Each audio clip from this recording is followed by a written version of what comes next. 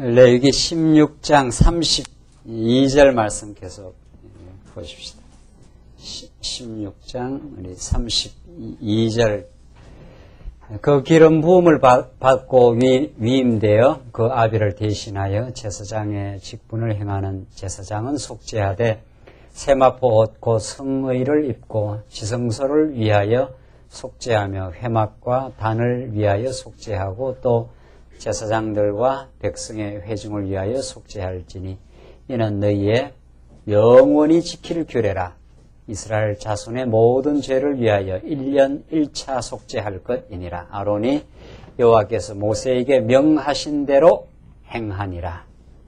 이렇게 해서 1년에 한 차례 대속죄일이라고 하는 이날에 이제 스스로 괴롭게 하고 아무 일도 하지 않고 안식하고 또 제사장은 제사장의 그 성의를 입고 들어가서 속죄함으로 제사장과 백성의 회중을 위해서 전부 그 속죄하라. 이 1년에 한 차례 이 대제사일을 통해서 이스라엘 백성들의 모든 죄를 이제 사함을 받는 그런 규례를 지금 하게 하신 겁니다. 그러니까 지금 우리는 규례 그리고 이제 성화 규례라고 하는 규례 방식대로 이스라엘 백성들이 제사함을 받는다.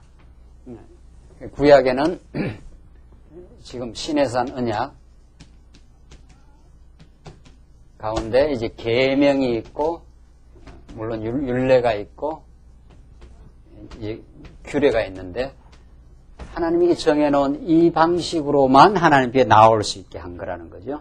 인간 편에서 이렇게 나아가는 방식이 이런 방식은 없다는 거죠. 인간은 전부 하나님의 영광으로부터 멀리 떨어져 있고 또 스스로 하나님을 찾을 길도 없습니다. 인간이 종교 생활을 하는 모든 것은 신을 알아서 종교 생활을 하는 게 아니라 지금 기독교 외의 모든 종교 생활은 하나님의 영광과 그 은혜를 알아서 종교 생활하는 것이 아니라 자기 욕망의 실현입니다. 괴로우니까 괴로움을 좀 벗어나겠다 이런 뜻입니다. 모든 불교, 유교 모든 것은 유교는 자기 의를 실현하겠다는 뜻이고 자기가 도덕적 의가 있어서 군자가 되어서 스스로 자기 그 의를 드러내겠다. 불교는 인간의 욕망 때문에 괴로우니까 이 욕망을 어떻게 해서 벗어나야 되겠다고 하는 그 자기 필요에 의해서 추구하는 거죠. 기독교는 이걸 인정하지 않습니다. 또 인정하지 않는 정도가 아니라 이 길로 진리에 이를 길이 없다고 보는 거죠. 우리는 여호와 하나님께서는 자신이 만들어 주신 그 규례가 있다는 거죠. 범죄 가운데 헤맬 수밖에 없는 유출병과 문둥병으로 그 불치의 병을 앓고 스스로 치료될 수 없는 그 인생들 400년 종사일에서 나와서 하나님의 보호와 은혜가 없이는 살 수 없는 그 인생들에게 하나님이 규례를 통해서 1년 한 차례 7월 10일 날 스스로 괴롭히고 안식일을 지키고 속죄 제물을 드려서 하나님 앞에 속죄를 입는 그런 그 방식으로 이스라엘 백성들이 하나님 앞에 용납받는 그런 규례. 그것이 영원히 지킬 규례라 이렇게 했어요. 이 규례가 영원히 지킬 규례라. 그러니까 이미 구약의 시내산 언약을 통해서 이스라엘 백성들을 하나님께서 자손 언약을 이루는 가운데 그 자손들을 아주 망하지 않고 보호하시겠다고 하는 것이 구약의 그 역사 가운데 주신 거지만 이것은 앞으로 바라볼 예수 그리스도를 바라보고 앞으로 영원히 이어지는 영원한 속죄. 영원히 하나님이 우리를 사랑해 주실 것을 이미 보는 어떤 그런 영원한 그 진리인 거죠. 이런 식의 규례는 역사 가운데 끝난 거지요. 유다 나라가 완전히 망함으로 말라기서 이후에는 망했어요. 예수님 당시에 예수님 당시 유대인들이 구약의 이런 방식을 그대로 실현한다고 헤롯이 성전 지어놓고 어쩌고저쩌고 했지 않았어요? 하나 예수님께서 오셔서 이거 어떻게 하라? 다 돌 위에 돌 하나 남지 않고 다 무너뜨려 버리라. 내가 3일 만에 성전을 다시 짓겠다. 구약은 어떻게 하냐 그림자였기 때문에 이런 방식의 규례는 역사적으로는 종결된 겁니다. 이 종결된 걸 예수님 당시에 시행하려고 했던 이런 허탄한 시도를 예수님이 다 무너뜨려 버리신 거고, 그러면 영원히 이루어진다는 말이 무슨 말이냐? 이 질문이 남잖아요. 영원하다 했는데 다 끝나버린 거니까. 그것은 참 제사, 영원한 제사라 이루어지실 예수 그리스도 안에서 우리는 영원히 이루어질 것을 그림자적으로 지금 보여주고 있다. 그래서 예수님이 모든 괴로움을 걸머지시고 금식하시고 우리의 모든 죄악의 짐을 지심으로 우리에게 참된 안식을 영원히 베풀어 주실 것에 대한 예표요 그림자다. 이것이 우리에게는 이 광야를 살아가는 죄악의 몸을 아직도 옛사람을 가지고 범죄하며 자신이 얼마나 고악한 인생이라는 것을 우리가 알고 있는 우리 인생들에게는 언제나 그리스도 안에서 우리가 참된 소망과 정말 반석 위에 우리가 살 수 있는 그런 근거를 하나님께서 이 본문의 말씀을 통해서 주십니다. 그러니까 예수 아니면 우리 인생은 아무것도 아니에요.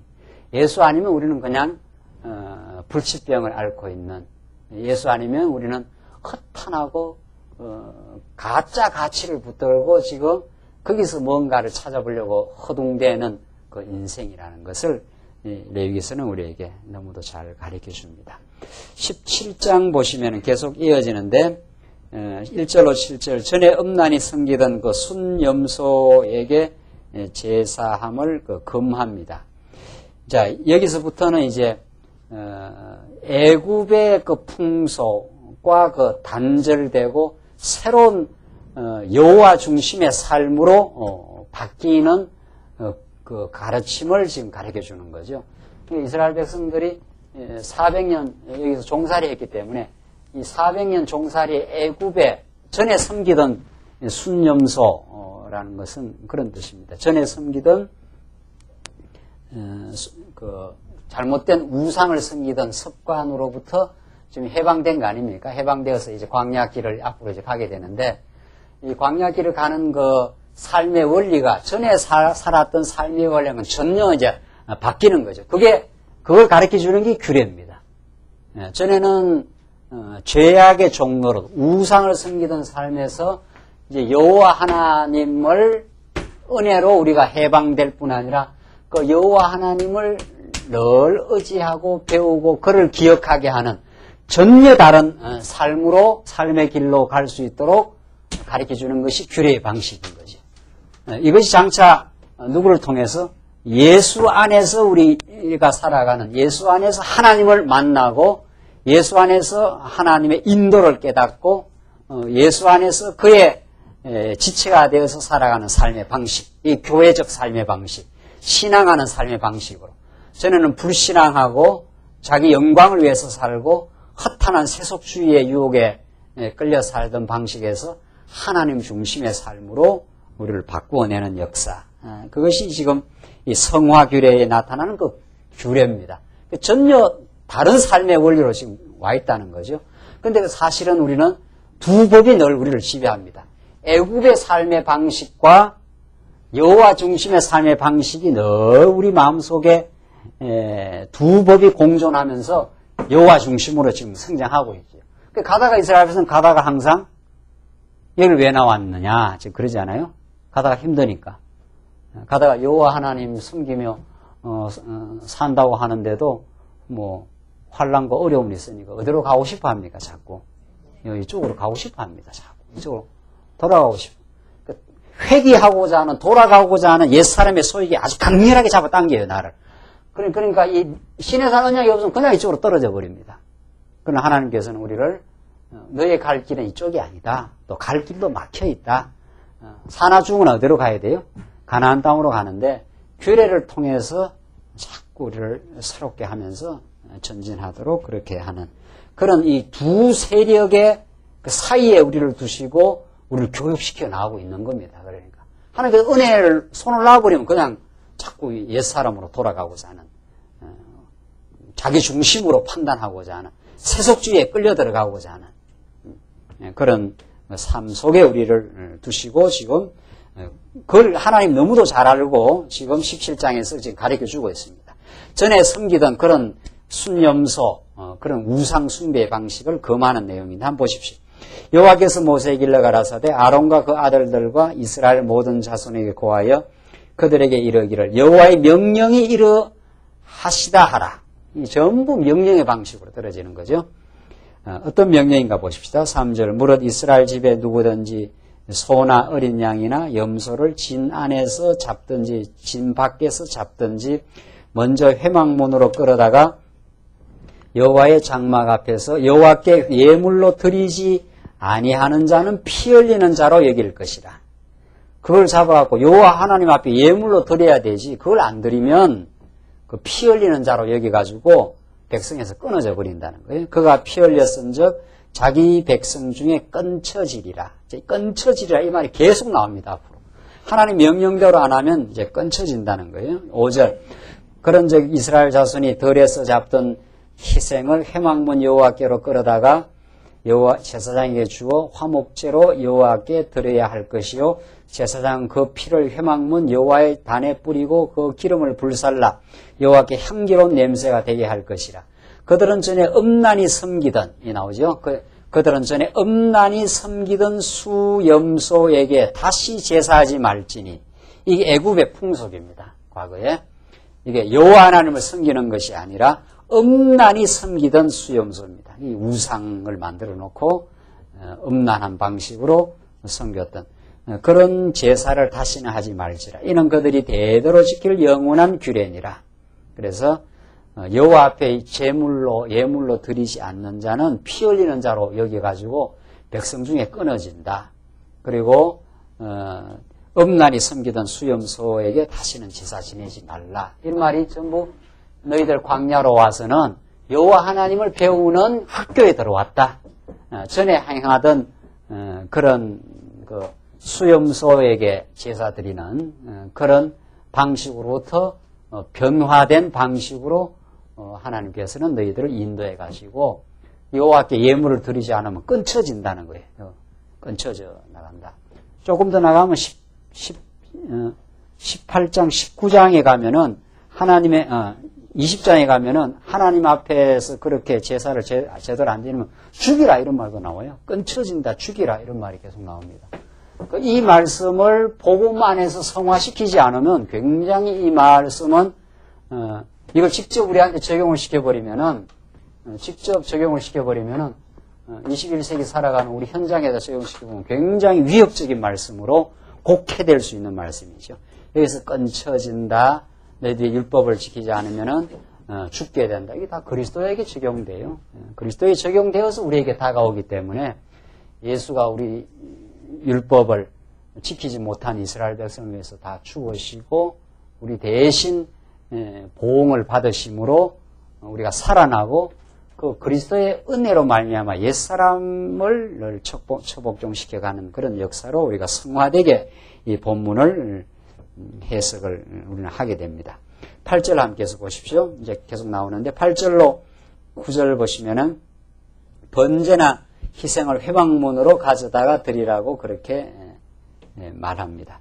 너는 17장 8절 이는 또 그들에게 이르라 무릇 이스라엘 집사람이나 혹시 그들 중에 우거하는 타국인이 번제나 희생을 드리되 회막문으로 가져다가 여호와께 드리지 아니하면 그 백성 중에서 어떻게 해요?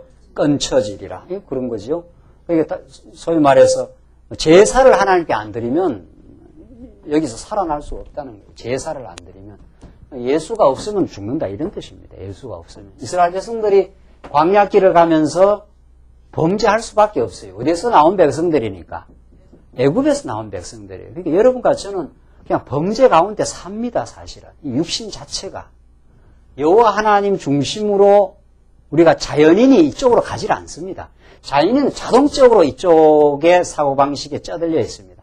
하나님이 성령이 오셔서 우리를 붙들어주기 때문에 여호와 하나님을 기억하고 예수 안에 있기 때문에 우리가 하나님을 기억하며 살지 감사하며 살지 하나님이 손 놔버리면 자동적으로 여기 그러니까 하나님께 제물 안 드리면 끊쳐진다는 말은 이 광야에서 살 수가 없다. 제물을 드리고, 제물 드린다는 말은 누구를 드린다는 거예요? 예수가 영원한 제물로 드려졌기 때문에 살지, 우리가. 안 그러면 우리는 다 멸망의 자식이요, 진노의 자녀요, 범죄하고 삽니다, 다, 우리가. 아무리 뭐, 교회 나와서 범죄 안 한 척하고 깨끗하게 옷 입고 나와도, 우리 속 사람은 다 욕망투성이요, 자기 영광 중심이요, 뭐 이웃을 위해 사는 것도 다 자기 잘난 맛에 하는 것이요. 우리가 예수 밖에서 했을 때는 예수 안에 붙들려야 정말 봉사도 정말 그 영혼을 위해서 하는 것이고, 하고 나서도 정말 하나님께 감사하고 하지, 우리 옛사람은 그렇지 않습니다. 결코 그렇지 않습니다. 우리 옛사람은 모든 것은 주고받고 하는 겁니다. 주고받고 하는 건 모든 건 다 자기 중심이라는 뜻입니다. 이만큼 하고 이만큼 돌아오니까 하는 거지, 순수한 봉사라는 건 인간에게 없습니다. 그걸 함으로 자기 영광을 취하거나 자기 잘난 맛에 하거나 또 함으로 엄청난 그 심리적 보상이 오거나 다 그래서 하는 겁니다. 내면의 그 충만함으로 예수로 말미암아 기쁨과 감사가 넘쳐서 흘러나오지 않는 한은 인간은 자기 결핍의 충족을 위해서 사는 겁니다. 인간이 그렇게 되어 있습니다. 인간이. 그러니까 400년 종살이라는 건 우상습니다. 우상이라는 것은 결핍되어 있다 이런 뜻입니다. 부족하다 이런 뜻이에요. 그러나 여호와는 나의 목자시니 어떻게 해요? 내가 어떻게 해요? 부족함이 없습니다. 여호와는 그 여호와를 알고 여호와는 나의 목자라는 건 예수는 나의 목자시니 그 말로 바로 번역이 가능한 이야기 아니에요? 그때라야 충만합니다. 그래야 내가 부족함이 없어요. 차고 넘쳐요. 원수 앞에 상을 베푸시니 내 잔이 넘치나이다. 그러잖아요. 그 예수 안에만 넘침이 있습니다. 여러분과 제가 예수를 얼마나 뜨겁게 만나고 그 은혜에 충만하느냐만큼 그 넘침이 있는 것이지, 그 외에는 모든 게 결핍입니다. 세상 모든 걸 다 가져보십시오. 만족 없습니다. 네가 가져봤냐 말이지. 저는 전도서 봐서 안다 이렇게 돼 있어요. 세상 부자들만 이야기 물어보십시오. 부자라서 만족한가? 안 그래요. 그 사람은 더 많은 것이 앞에 기다리고 있고 자기보다 더 많은 사람이 또 있고 그것으로 영원히 만족이 안 됩니다. 물질의 만족이 되어서 평안한지는 몰라도 언제나 결핍을 얻습니다. 세상 사람들 안 물어보십시오. 나는 이것으로 내 잔이 넘치나이다 이런 사람 아무도 없어요. 아무도 없어요. 권력 가지고 있는 사람 보십시오. 권력 가지고 있어서 더 가지려고 안달이요. 또 뺏길까봐 불안이요. 그러나 예수 안에 있는 넘치는 복은 빼앗기지도 않고 이거 자체로 만족하고 충족하고 넘칩니다. 이 영적인 부여입니다. 이건 세상이 우리를 못 빼앗아가는 복이라는 거예요. 이것만이 넘치는 겁니다. 이것만이 흘러 넘치고 그것만이 우리 인생을 행복하게 하는 거예요. 이건 누가 빼앗아지지도 않고 흘러 가도 언제나 옹달샘에서 물이 퐁퐁 솟아나오듯이 그 세계가 이 예수 믿는 세계입니다. 세상 무엇으로도 갈증 난다 이렇게 되어 있는 것이 전도서가 그렇게 강렬하게 가립니다. 헛되고 어떻게 해요? 헛되고 헛되니 헛되다는 5번 반복하지 않아요? 헛되다는 것은 워낙 이게 뭐가 있다고 생각하거든요. 우리가. 그래서 지금 너희들이 하나님 앞으로 재물을 가져와라.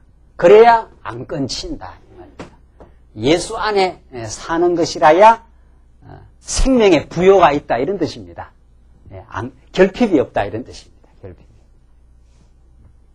10절 보시면은 17장 10절로 16절인데 제단의 뿌리를 피를 누구든지 먹지 말라고 금하십니다. 무릇 이스라엘 집사람이나 그중 우고하는 타기인 중에 어떤 피든지 먹는 자가 있으면 내가 그 피 먹는 사람에게 진노하여 그를 백성 중에서 끊으리니 육체의 생명은 피에 있으므라. 그 피를 먹지 말라. 피는 하나님께 바쳐야 될 그 가장 소중한 그 제물이죠.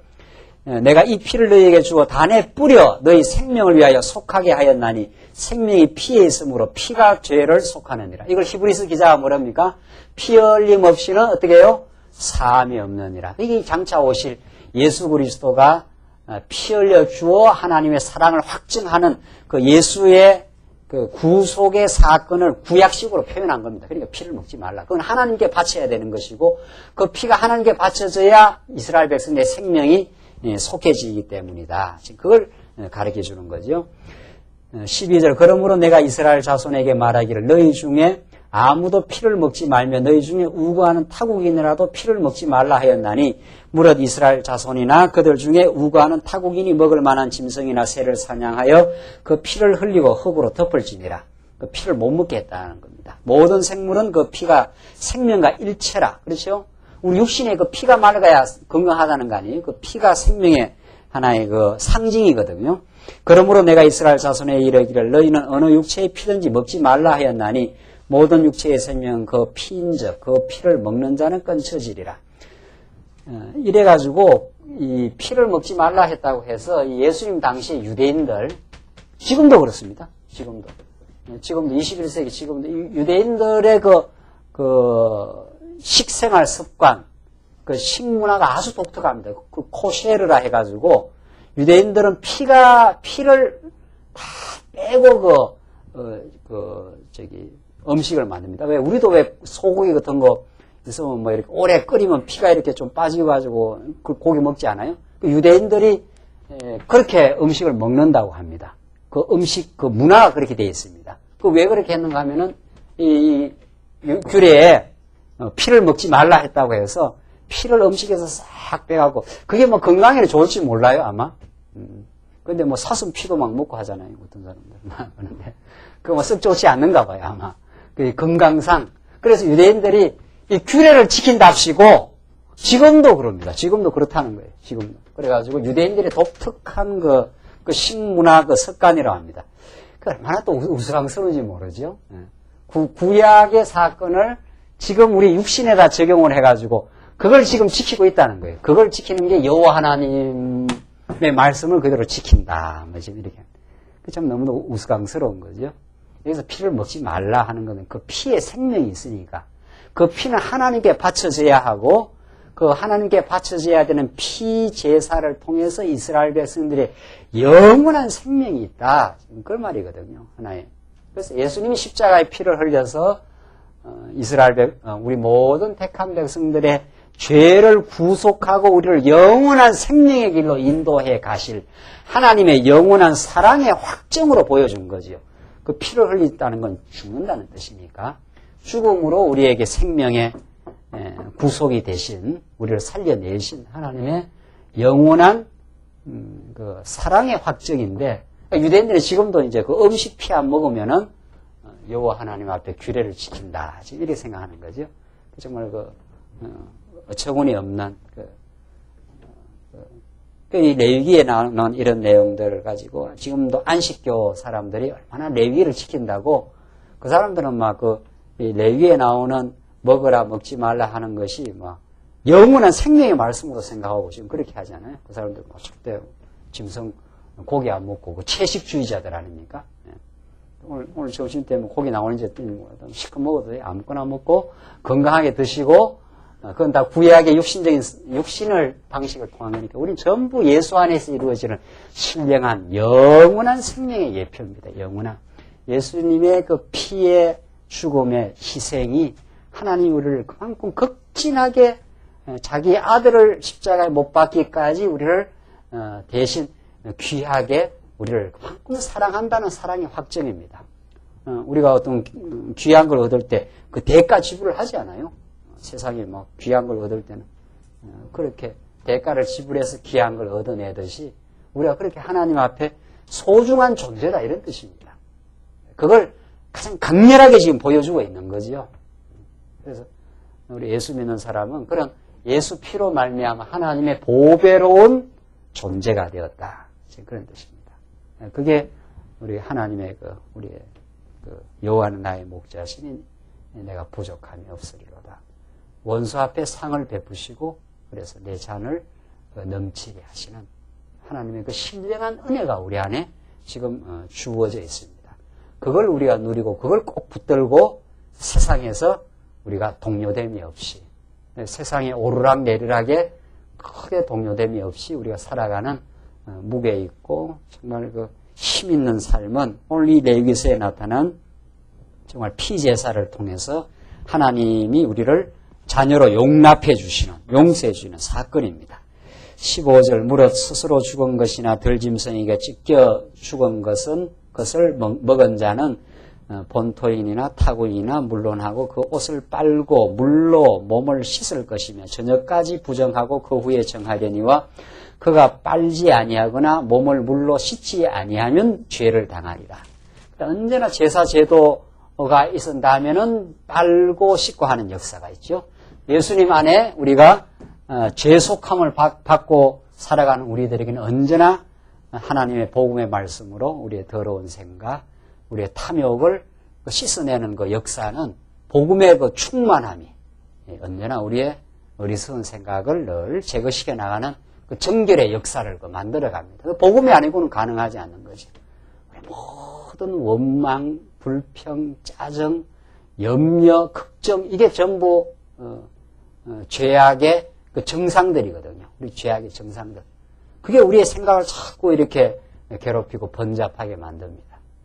하나님 말씀 자꾸 들으면 자꾸 그 씻어내는 역사, 정결하게 하는 그 놀라운 성령의 그 깨달음을 우리에게 주시는 거죠.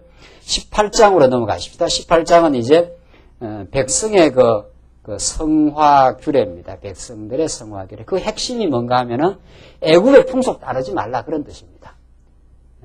쉽게 말해서 죄악된 삶으로부터 하나님을 의지하는 삶으로 의 전진입니다. 그것이 18장에 나오고 이 규례가 40년 광야를 통해서 끊임없이 이스라엘 백성들을 교육시켜 나가는 그 가르침입니다. 또 그리고 하나님은 이론으로만 가르치는 게 아니고 광야 40년을 거쳐가면서 계속해서 우리를 그 변화시켜 가시는데 18장 한번 보십시다. 18장 1절로 5절 애굽과 가나안 풍속을 따르지 말라고 하는 겁니다. 여호와께서 모세에게 일러 가라사대 너는 이스라엘 자손에게 고하여 이르라. 나는 여호와 너의 하나님이라. 나는 약속을 꼭 지키는 너의 전능자라. 이게 모든 규례의 항상 그 서문이죠. 내가 너희를 사랑하고 언약대로 너희를 꼭 붙들어주고 또 그 사랑을 실현할 만한 능력이 있다 이 말이죠. 그런 여호와 하나님이 너희를 이 규례를 주고 너희를 변화시켜 갈 것이다. 이런 뜻입니다. 3절 보시면 너희는 그하는 애굽 땅의 풍속을 쫓지 말며 내가 너희를 인도할 가나안 땅의 풍속과 규례도 행하지 말며. 자, 그러니까 이스라엘 백성들은 지금 어떤 그 길에 놓여 있는가 하면은 애굽에서 그다음 광야를 거쳐 가나안 땅에 들어가지 않아요? 애굽에서는 해방받았죠. 애굽에서 해방받았어. 그 해방받아 있지만은 어디 틈바구니 있는가 하면 애굽의 풍속이 언제나 광야길을 가는 이스라엘 백성들을 유혹하고 지배할 가능성이 늘 있어요. 또 가나안 땅에 들어가도 마찬가지예요. 가나안 땅에도 이미 가나안 땅에 미리 살고 있는 이 이방 대적들의 그 풍속이 있습니다. 이미 이들이 언제나 그 유혹거리가 놓여 있는 땅입니다. 그러니까 광야도 그렇고 가나안 땅도 그렇다는 거예요. 여기 들어가서 이런 틈바구니 속에서 이런 대적과 이방 풍속의 틈바구니 속에서 여기 지금 살아남게 되는 이스라엘 백성들의 운명을 지금 잘 보여주죠. 광야도 마찬가지고 광야길도 광야길은 애굽에 살아있던 풍속이 광야를 늘 유혹하고 지배하고 또 하나님이 약속의 땅 가나안 땅에도 늘 이 외부의 도전과 유혹이 상존해 있는 곳입니다. 광야나 지금 가나안 땅이나 그들과 언제나 대결하고 그들의 삶으로 끌려들어가느냐 하나님 중심으로 가느냐는 그런 그 와중에 하나님께서 그들을 두시고 훈련시켜 나가고 있는 거죠. 그러니까 이걸 이제 신약 성경에 우리가 하나님께서 양육받고 그 다음에 뭐라 그럽니까? 무장한다는 거 아니에요? 무장은 뭐 하려고 무장시킵니까? 네. 무장해갖고 어디 편안하게 그냥 있으라고 무장시키는 거 아니에요. 전쟁이 일어나면 뭐 하라고? 가서 싸우라고 지금 그렇게 싸우게 돼 있어요. 이방 풍속과의 늘 틈바구니 속에 있는 거고 그들과 늘 싸우게 돼 있어요. 그 싸움이 우리 신약 시대 때는 구약에는 보이는 대적이었지만 밖에 있었지만 신약 시대 때는 그 대적이 어디에 있다는 거예요. 그 내면에 있습니다. 내면에. 언제나 우리의 싸움은 원리적이고 신령하고 내면적 싸움을 지금 우리가 거쳐가는 거죠. 그 내면에 모든 유혹이 사단 권세가 우리 옛사람의 소욕을 파고 들어오면서 지금 우리에게 허영과 탐욕과 시기와 원망과 미움과 파당과 고린도전서로 말하면 뭡니까? 분쟁과 시기 뭐 다 그런 거 아니에요? 그 싸움을 싸우고 있습니다. 그러니까 그 전선이 어디에 있는가? 그 싸우는 그 전선이 말이 어디에 있는가? 그 전선을 잘 확인해야 돼요. 그 엉뚱한 데 가서 싸우면 안 되잖아요. 엉뚱한 데 가서 싸우면. 그죠? 전쟁은 저쪽에서 서부전선에서 벌어졌는데 괜히 들어와갖고 동부전선 가서 싸운다고 하면 그 싸움이 안 되잖아요. 싸움 대상을 잘 해야 되는 거죠. 지금 구약은 아주 치열합니다. 그걸 하나님이 지금 알고 있어요. 왜 신해산 언약을 왜 주느냐 하면 400년 종살이 했던 애굽의 풍속이 너희 속에는 있어. 그걸 지금 따르지 말고 내가 주는 규례를 따라서 여호와 하나님을 기억하라 지금 그 말이거든요. 이 보통 지금 그 준비를 시키고 있는 게 아니에요. 그래서 민수기에 보면은 이제 민수기에 그 광야 시련을 가기 전에 준비가 있어요. 하나님께 늘 준비를 시키죠. 준비하고 이제 시련을 통과하면서 이들을 키워나가시는데 그 준비가 첫째가 성별이라는 거 아니에요? 성별. 우리 이제 민수기에서 배우는데 두 번째가 대열정비입니다. 대열정비. 이번에 우리 여름 사경의 그 주제가 대열정비인데 대열정비는 이스라엘 백성들이 그 시련의 광야로 가게 되는 준비 중에 하나예요. 그 첫 번째 준비가 성별입니다. 이게 제사제도거든요. 이게 제사제도.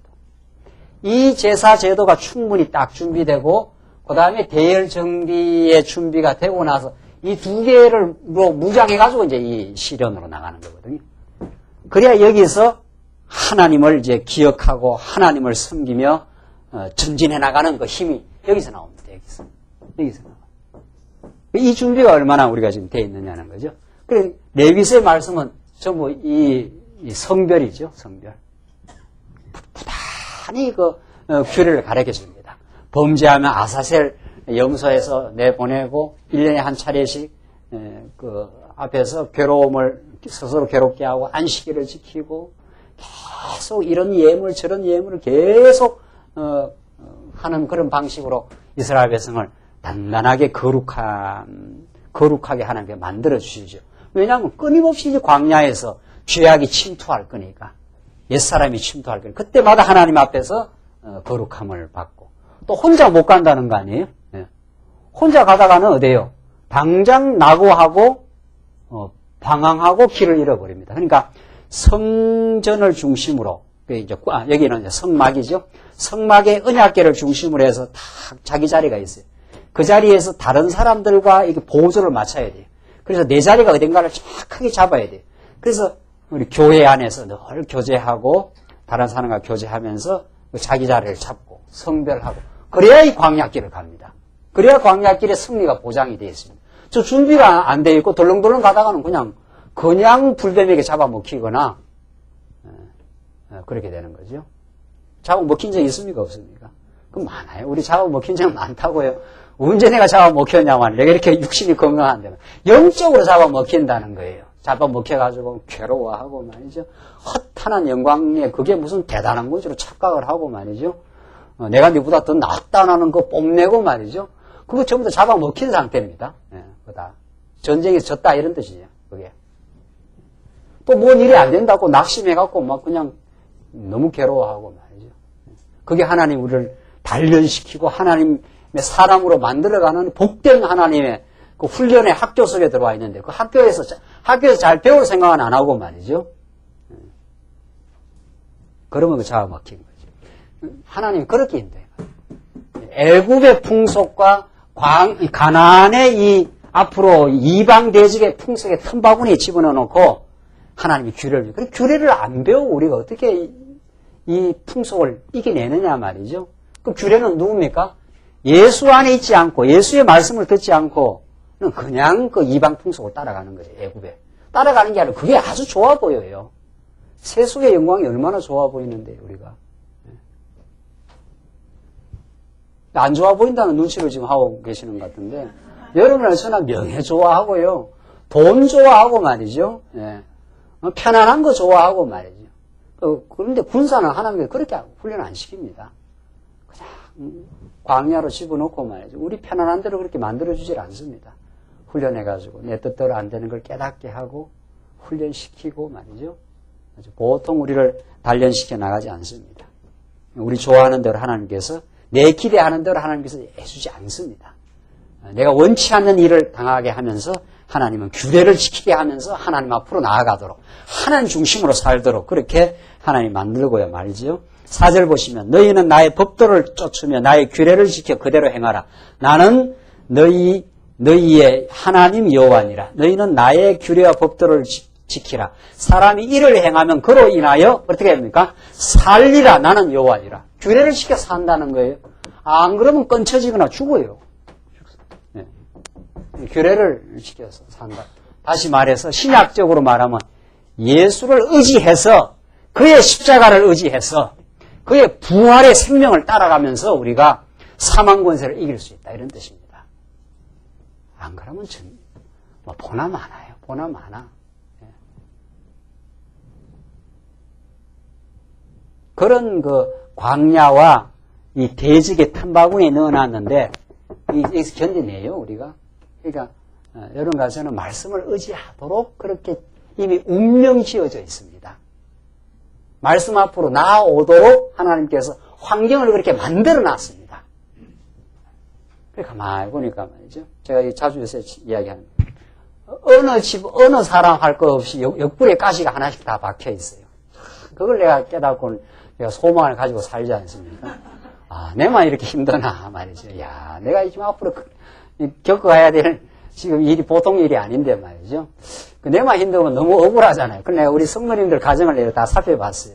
한 사람 한 사람 옆구리에 가시 없는 집안이 없어요. 아, 저 집은 괜찮, 그렇지 않아요.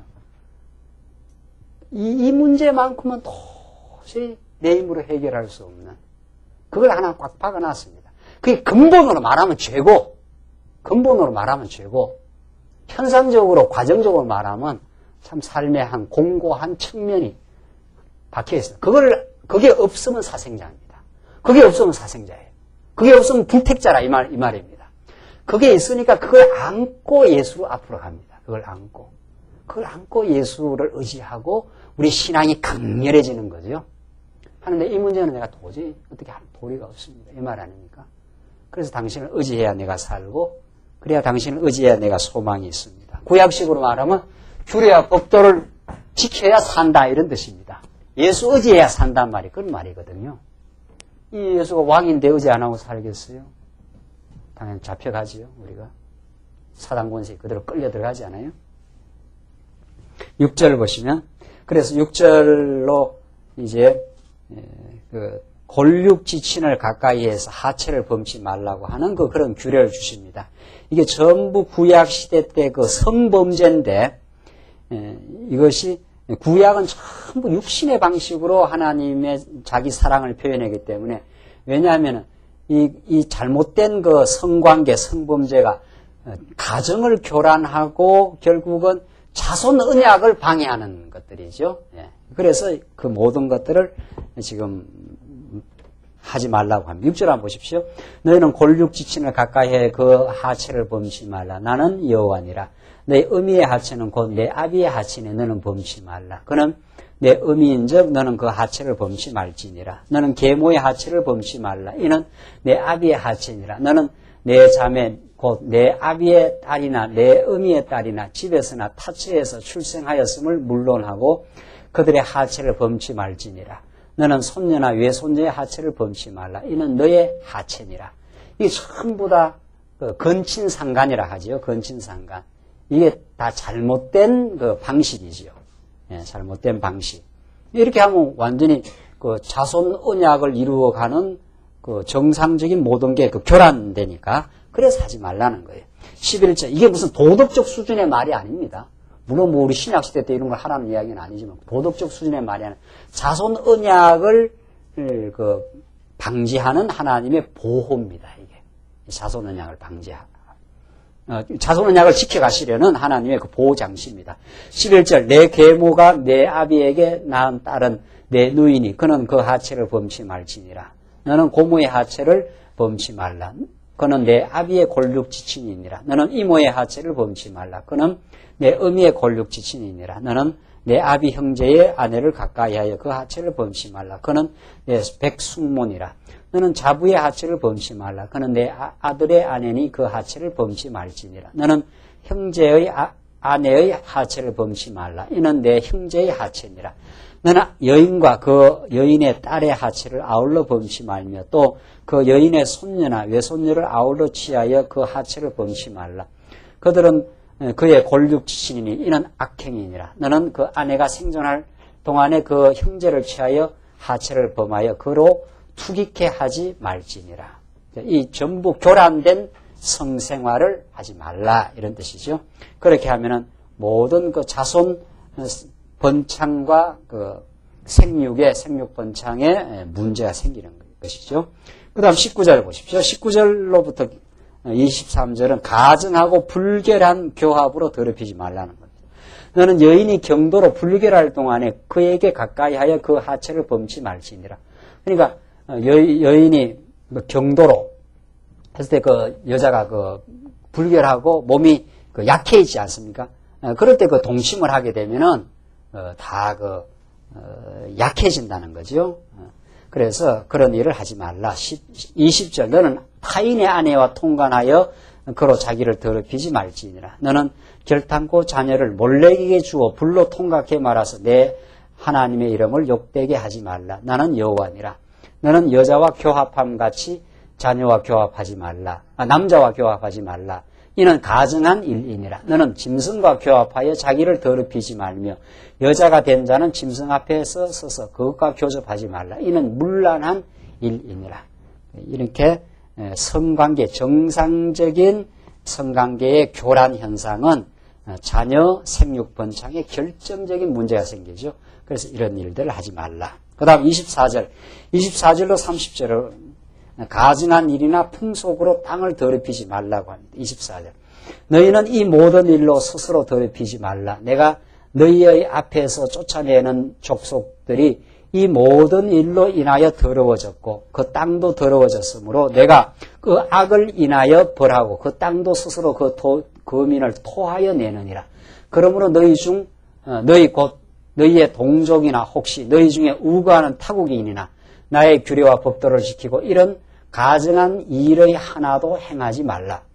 너희의 전에 있던 그 땅, 너희의 전에 있던 그 땅 거민이 모든 가증한 일을 행하였고 그 땅도 더러워졌느니라. 너희도 더럽히면 그 땅이 너희를 잊기 전 거민을 토함같이 너희를 토할까 하노라. 무릇 이 가증한 일을 하나라도 행하는 자는 그 백성 중에서 어떻게 해요? 끊쳐지니라. 그러므로 너희는 내 명령을 지키고 너희 잊기 전에 행하던 가증한 풍속을 하나라도 쫓음으로 스스로 더럽히지 말라. 나는 너희 하나님 여호와니라. 내가 여호와이기 때문에 이런 그 애굽 땅의 풍속들 또 그리고 가나안 땅에 너희가 들어가서 살게 될 이 땅의 그 풍속들은 전부 교란된 그 삶이다. 하나님 여호와가 자손들을 그 보호하고 생육하게 하는 그 바른 길을 가지 않는 그런 땅에 더러운 그 풍속들을 너희들이 그 범치 말라. 함으로 하나님이 이스라엘 백성들을 아주 건전한 이 가정을 주시고 자손을 생육하고 번창해 가도록 하나님께서 역사해 가십니다. 이런 내용들은 우리 신약시대 때 예수 그리스도 안에서 이루어지는 하나님을 섬기고 하나님을 따르는 그 신령한 삶입니다. 뭐 신약시대 때 물론 우리 신약시대도 뭐 성범죄라는 것이 다 불결한 거지만은 이것은 신약시대에 오면 전부 영적으로 성화되어서 온통 이 세상에 만연된 세상 풍속과 세속주의를 뜻합니다. 유대주의를 다 뜻하고 자기 의에 사로잡혀 있는 삶, 자기 세상의 가치관을 따라가는 그런 삶을 따라가지 말라 그런 뜻입니다. 그게 세속주의를 이기는 그 일인데 그리스도 안에서 충만하고 그리스도를 통해서 하나님을 깨닫고 그 안에서 만족과 기쁨을 누리는 삶, 그걸 하나님께서 허락하시고 인도해 가시겠다는. 그러니까 세상에 구약시대 때 이런 이 땅의 풍속들이 이스라엘 백성들을 교란시키고 이스라엘 백성들을 하나님을 잊어버리도록 지금 만들지 않아요? 이 세상적인 풍속이 다 그런 거 아니에요? 세상의 가치관들을 너희가 그 유혹을 이겨내고 그리스도 안에서 그 승리해 갈 것을 약속하시고 또 그 승리하도록 지금 우리가 이 말씀을 지금 깨닫게 하는 겁니다. 그러니까 예수 안에서 만족과 감사 생활을 하는 것 그 이상 우리가 이 세상 세속주의를 이기는 그 유일한 힘은 없습니다. 예수 안에서 감사하면은 세속주의가 우리를 교란시키지 못하지요. 감사하고 행복한 사람이 뭘 세상의 그 가치관에 의해서 요동당하겠느냐 말이죠. 그래서 오늘 이 본문에 나오는 그 애굽의 풍속들, 여기 나오는 온갖 성범죄들, 이런 것들은 하나님께서 자손들의 영적 건강을 지키시는, 자손들을 아주 건강하게 지켜나가시는 하나님의 살아있는 생명의 말씀이고, 우리들에게는 예수 안에서 지켜주시는 정말 하늘의 신령한 양식을 먹고 우리가 지금 건강하게 살아가게 해주시는, 그래야 우리가 생육하고 번성도, 우리가 신령한 의미의 생육하고 번성하는 거거든요. 자꾸 말씀 깨닫고 새로운 영혼들이 말씀 깨닫고 건강하게 지금 살아가고 하는 것들이 지금 구약의 이런 가정한 그 애굽 땅의 풍속을 지금 차단하고 예수 앞으로 나오게 하는, 하나님 여호와 앞으로 나오게 하는 그런 하나님의 그 보호 장치들입니다. 19절 계속 보십시다. 성결한 그 생활 규례인데 계속해서 이어지는 성결한 생활 규례. 뭐 구체적으로 그 땅에서 지금 행할 그 생활 규례들이 나오는 1절로 4절 한번 보십시오. 우선 19장 1절로 4절 헛것을 위하지 말고 우상을 만들지 말라고 지금 명합니다. 1절을 보십시다. 여호와께서 모세에게 일러 가라사대 너는 이스라엘 자손의 온 회중에게 고하여 이르라. 너희는 거룩하라. 나 여호와 너희 하나님이 뭐라 그럽니까? 거룩함이나. 그래 하나님이 거룩하기 때문에 이스라엘 백성들을 거룩하게 해 주시겠다는 성화 규례입니다. 이 성화 규례의 이게 약속이에요. 신해산 언약. 이스라엘 백성들이 그냥 내버려 두면 400년 종살이 하던 타락하고 부정한 인생들입니다. 유출병과 문둥병을 지금 겪고 살 수밖에 없는 백성들을 하나님이 거룩하게 만들어 주시겠다 하는 약속입니다. 이게 약속. 지금 오늘날 자꾸 예수 믿고 나서 거룩하게 되는 게 내 노력을 해야 된다는데 천부당 만부당한 소리죠. 우리는 노력하면 병만 생깁니다. 우리가 애쓰고 노력하면 질병만 더 악화될 뿐이지 우리가 치료되지 않습니다. 오늘 지금 본문이 가르쳐주는 하나님의 거룩한 그 방식이 있습니다. 구약에 여러 가지 규례들이 있습니다. 여기서 이삭을 주워 먹지 말고 잡종 교배를 하지 말고 계속 나옵니다. 이 규례대로 해야 거룩해집니다. 구약에는. 이 구약적 규례예요. 이걸 또 일로 가져오면 안 돼요. 일로 바로 가져오면 안 돼요. 구약에는 이거 하지 말라, 저거 하지 말라, 이건 꼭 지켜라, 이런 방식을 해야 규례가 성화됩니다. 요 방식 외에는 성화되는 방식이 없어요. 이렇게 정해놓은 모든 규례들은 어디 안에서 이루어지는 거라고요? 예수 안에서 이루어지는 걸 말해요. 이 방식 외에 없다 이런 뜻입니다. 예수 안에서 이루어지는. 그걸 우리가 지금 구약에서 이렇게 자세하게 가르쳐줘요. 그러니까 이걸 자세하게 우리 공부해야 돼요. 자세하게 알면 알수록 전부 이게 예수 안에서 이루어지는 성화 방식이거든요. 한번 보십시오. 3절 너희 각 사람은 부모를 꼭 경외하고 나의 안식일을 지키라. 나는 너희 여호와 하나님이라. 부모를 꼭 공경해야 돼요. 구약시대 때. 그리고 뭐 해야 돼요? 나의 어떻게 해요? 안식일을 지켜야 돼요. 부모 경외하고 안식일을 지킴으로 여호와 하나님을 기억하게 되는 장치입니다. 부모를 경외해야 부모님이 가르쳐주는 규례를 자꾸 부모가 구약시대에 가르쳐줬거든요. 그래야 여호와 하나님을 안 잊어버려. 안 잊어버려야 이방 풍속을 안 따라갑니다. 이 말이거든요. 안식일을 지켜야 하나님이 우리를 안식의 땅으로 인도하시고 또 지금 광야지만 우리에게 안식을 주시는 분 이렇게 기억하거든요. 그래야 여호와 하나님을 꼭 지켜야 돼요. 이거 구약시대 때는. 그걸 지켜야 여호와 하나님을 잊어버리지 않고 이 애굽의 풍속으로부터 벗어납니다. 그게 다 이거라. 그게 예수 안에서. 우리가 예수를 기억을 해야 우리가 죄인이라는 걸 알고 그리고 마음의 안식을 얻고 그렇게 우리가 하나님을 기억할 수가 있어요. 우리가 예수를 기억해야. 그 외에 다르게 우리가 하나님 앞에 거룩하게 사는 방식이 없다는 거 아니에요.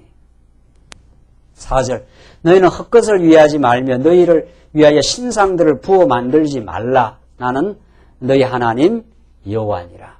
우상 부어 만들지 말라. 이런 거죠. 구약에는 이렇게 여호와 하나님을 기억했습니다. 그러니까 여호와 하나님을 기억하게 되는 수많은 장치들이라는 거죠. 5절 너희는 화목제 희생을 여호와께 드릴 때 연락되도록 드리고 그 제물은 드리는 날과 이튿날에 먹고 제3일까지 남았거든 불사르라. 제3일에는 조금이라도 먹으면 가증한 것이 되어 연락되지 못하고 그것을 먹는 자는 여호와의 성물 더럽힘을 인하여 죄를 당하리니 그가 그 백성 중에서 끊쳐지리라. 화목제 제물을 하나님께 다 드리고 이튿날까지 먹고 제3일에는 다 불살라버리라. 이게 3일 만에 그리스도의 그 부활의 사건을 우리에게 가르쳐주고 있습니다. 9절 너희 땅에 곡물을 베릴 때 너희는 밥 모퉁이까지 다 거두지 말고 너희 떨어진 이삭도 줍지 말며 너희 포도원의 열매를 다 따지 말며 너희 포도원에 떨어진 열매도 줍지 말고 가난한 사람과 타우긴을 위하여 버려두라. 나는 너희 여호와 너희 하나님 여호와니라. 이걸 오늘 이제 이런 거는 이제 오늘날 좀 적용하기 좋지요. 뭐 이렇게 포도원 만들어 갖고 뭐 다 따먹지 말게 하라. 가난한 사람들 좀 주라. 뭐 제가 늘 이거 하면 생각나는 게 있잖아요. 이사 갈 때 형광등 다 띠가지 말라. 뭐 이렇게 그렇게 설교를 하더라고요. 예수 믿는 사람이 그렇게 야박하게 말이지. 이사 가면서 형광등까지 다 띠가면 뒤에 오는 사람이 얼마나 불편하겠는가. 좀 남겨둬라. 제발 좀 남겨둬라. 이런 말씀 가지고 말이죠. 자꾸 이걸 갖다 여기다 적용을 하려니까 기상천외한 해석을 하는 거죠. 여기다 뭐 이런 무슨 그런 형광등 띠가면 안 되잖아요. 그거는 예수 믿으나 안 믿으나 그거는 그냥 하는 겁니다. 그거는. 이사 가면서 형광등까지 띠가면 그 사람은 얼마나 불편하겠어요. 이사 온 사람이 말이죠. 갑자기 밤에 이사 와가지고 형광등이하고 붙여놓고 가야지. 그걸 띠가면 되겠어요. 그런 무슨 상식적 수준에서 뭘 성경이 가르치는 게 아니고 이게 생명의 말씀이고 영원한 진리입니다. 이게 영원한 진리를 가르쳐요. 이게 구약에는 룻기서에서 룻과 나오미를 살리는 하나님의 영원한 자비를 가르쳐줘요. 룻이 돌아와가지고 이삭을 줍지 못했으면은 이삭을 줍지 못해서 살아남을 수가 없어요. 보아스를 만나가지고 이삭을 마음대로 주어서 먹고 살게 됩니다. 이 율법 때문에, 이 규례 때문에 룻이 살아남은 겁니다.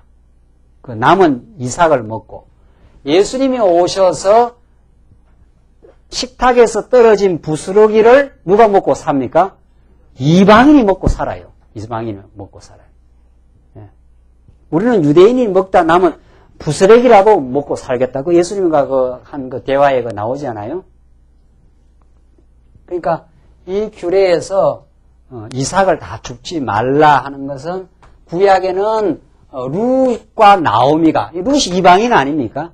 이방인이 보아스를 만나 그 밭에서 이삭을 주워 먹으면서 살 수 있도록 하나님께서 나오미와 이 룻을 살리는 방식입니다.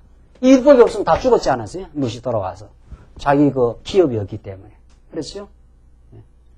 우리는 예수의 남은 그 이삭이 없으면 우리가 다 이방인들이 다 죽어요. 유대인들에게만 예수님이 오셨으면은 유대인이 다 먹고 끝내버렸으면 유대인의 종교로 구약의 종교로 끝나버리면 우리 이방인들이 어떻게 영원한 생명을 얻느냐 말이죠. 우리 이방인들, 우리가 다 한국인들 이방인 아닙니까? 유대인 외에는 다 이방인이니까. 유대인이 먹다 남은 그 부스러기, 예수 그리스도의 영원한 생명이 우리를 이 광야 같은 생활에서 영원한 생명을 우리가 먹고 살 것을 지금 가르쳐 줍니다. 그러니까 그 앞에서 나왔던 안식일, 부모를 경외하는 일, 오늘 나오는 이 반모퉁이까지 다 거두지 말라. 싹 거둬버리면 이방인들 굶어 죽는다는 거죠. 남겨둬라. 이삭을 남겨둬라. 그렇게 구약에는 가르쳐준 일들이 여호와 하나님의 무궁한 그 자비와 안식을 주시는 여호와, 이방인에게 자비를 베푸시는 여호와, 그 여호와는 우리의 영원한 생명으로 예수를 보내주셔서 우리에게 자비를 베풀어 주시고 정말 유출병과 문둥병으로 그 질병 앓다가 영원히 멸망받아 마땅한 진노의 자녀들을 찾아와 주시고 우리를 깨끗하게 정결하게 해주시고 그 문란한 이 애굽의 풍속들로부터 우리를 정결하게 해가도록 우리를 건강하게 지켜주시기 위하여 예수님을 보내주시고 성령을 보내주셔서 여러분과 제가 정말 예수 안에서 하나님을 섬기는 정결한 삶으로 우리를 지금 인도해 가시려고 우리를 지금 보호해 가고 계십니다. 그래서 우리를 세상에 두셨지만 세상의 가치관으로부터 우리는 극복되고 하나님 안에서 목자 되신 그리스도께서 우리를 날마다 지금 그 인도에 가고 있기 때문에 우리가 이렇게 하나님을 믿고 사는 겁니다. 지금 내가 신앙이 좋아서 이렇게 사는 게 아니에요. 하나님이 지켜주시고 구약에는 규례를 통해서 안식을 주시고 문란함 속에서 벗어나게 해서 자손의 건강을 지켜주시는 하나님께서 이 문란한 세속주의 말이죠. 이 교란된 이 세상의 영광과 부요와 헛된 가치들 속에서 우리를 예수 믿는 가치 안으로 인도하신 거예요. 그래서 우리가 예수 믿는 이 깨끗하고 순결한 삶으로 아직도 옛 사람이 좀 남아있지만 그러나 우리 영혼을 지금 보호하고 계셔요. 이 규례를 통해서 구약에 지켜주시는 하나님께서 우리를 하나님 안에서 살도록 하나님 여호와를 믿으며 살도록 날마다 우리를 지키시고 보호하시는 그래서 가난한 사람과 타국인을 위하여 버려두라. 나는 너희 하나님 누구라? 여호와니라. 그 가난하고 타국인 여러분과 저입니다. 빈곤하고 가난했던 우리 인생들을 참 하늘의 부여로 채우시는 우리 하나님이 우리와 함께 하심을 우리는 이 말씀 통해서 확인받을 수 있습니다. 기도하십시다. 우리 자비하신 하나님 아버지, 하나님 우리를 그냥 내어버려 두셨으면 광야에서 얼마나 하나님 잊어버리고 불결하고 어리석은 죄악의 속성을 따라서 저희들 살 수밖에 없었던 인생들을 저를 거룩하게 해주시고 날마다 예수 안에서 정말 그 풍요한 양식을 먹으며 하나님을 섬기며 살 수 있게 하심을 감사합니다.